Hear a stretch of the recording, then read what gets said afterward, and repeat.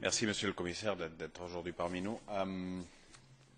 Nous sommes vraiment préoccupés, bien sûr, de la situation qui n'est pas du tout raisonnable, avec les chiffres que nous avons sur la table. Être pris entre les intérêts électoraux de certains créditeurs et le dogmatisme du FMI n'est pas une situation raisonnable. De toute façon, si on se concentre sur le rôle de la Commission, sur votre rôle, il y a quelque chose sur lequel je voudrais vous interroger. C'est est-ce que dans toutes les mesures que la Commission,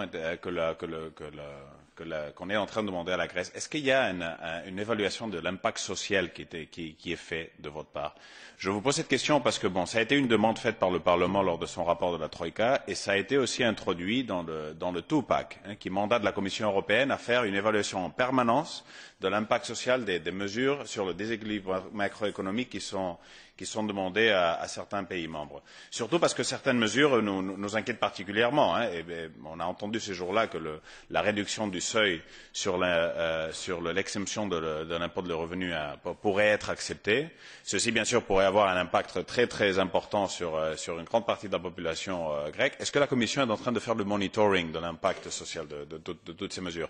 Et sinon, on voudrait vous demander que vous la fassiez parce que nous pensons que c'est là où la Commission peut avoir une vraie valeur ajoutée au milieu de toutes les négociations. Première question. Et deuxième question que je voulais vous poser sur les conclusions de l'expert group. Parce que nous avons aussi eu un peu l'impression que ces conclusions, qui étaient très valables, à la fin n'ont été prises en compte par personne. Est-ce qu'à un certain moment, les institutions à Athènes ont vraiment pris en compte ces conclusions? Est-ce que vous en avez discuté avec le FMI, avec le reste des créditeurs?